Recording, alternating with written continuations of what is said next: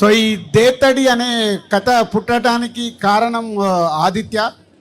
So ఎక్కడో హైదరాబాద్ నుంచి America వెళ్ళి అక్కడ ఎంఎస్ చేసి మళ్ళీ బ్యాండ్ వాళ్ళ గురించి ఒక కథ రాసి హైదరాబాద్ కల్చర్, హైదరాబాద్లో ఉండే ఫెస్టివల్స్ గురించి ఈ సినిమా ఒక బ్యాండ్ కొట్టుకునే కుర్రాడు గురించి తన లైఫ్లో చూసిన ఇన్సిడెంట్స్ అన్నిటినీ ఒక కథగా గన్ను అనే క్యారెక్టర్కి ఒక కథ రాయడము.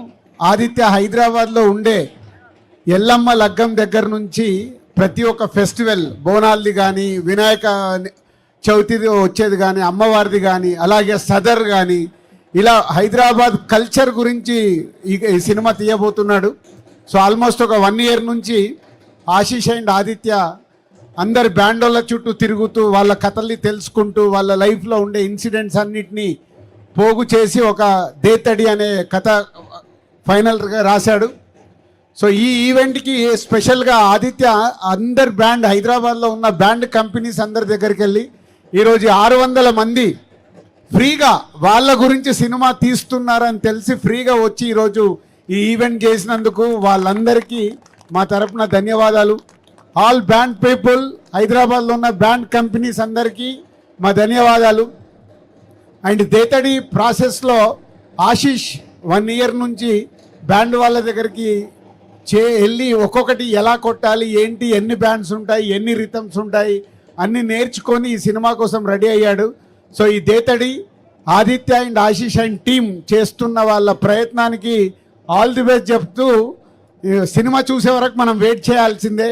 సో కథ ఆదిత్య అద్భుతంగా రాసుకున్నాడు. దానికి ప్రసన్న మా సంస్థలో ఆల్రెడీ సినిమా చూపిస్తామా, నేను లోకల్, హలో గురు, ప్రేమ కోసం ఇలాంటి సినిమాలకి రాశాడు ప్రసన్న.